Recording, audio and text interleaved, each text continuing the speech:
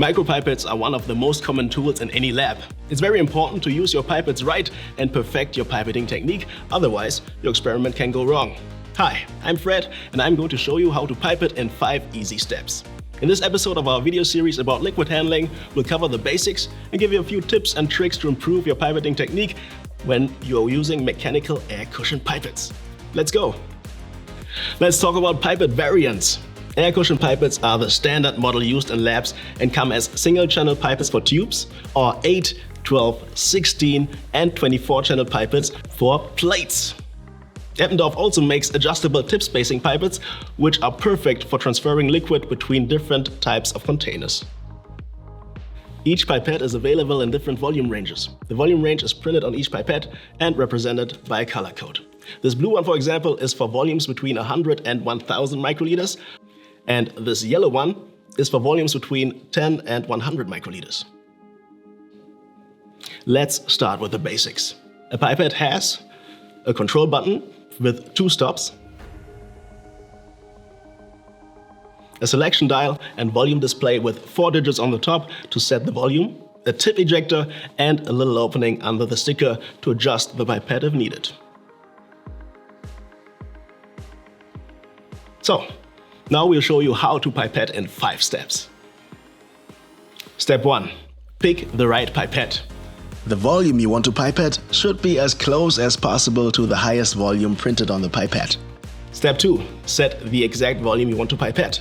Just turn the selection dial until it shows the volume you want. Step 3. Attach the pipette tip. When you're looking for the right tip, look for the box with the same color as your pipette. That's how you can always identify matching tips for your pipette. Now, gently push the pipette onto the tip. Don't push too hard or move it side to side. Eppendorf pipettes have a spring in the tip cone that compresses and helps you to securely attach the tip with just a gentle push. Step 4. Now we can actually start the pipetting process. In this video, we'll do forward pipetting, which is the technique used for most samples.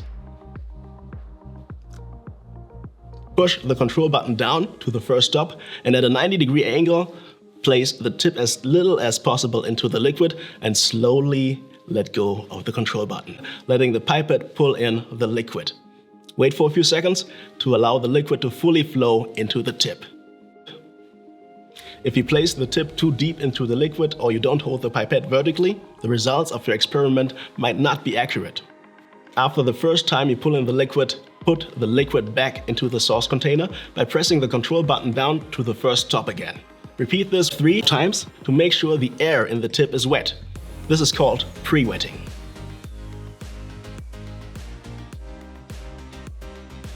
The third time you pull in the liquid, you can move it to the destination container.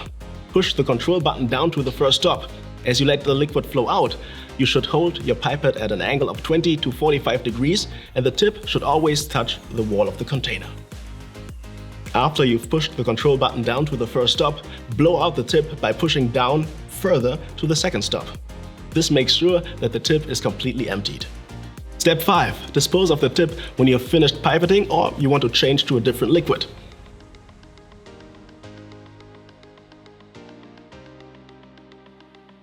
Thanks for watching. If you enjoyed this, you'll probably also enjoy our other videos in this series.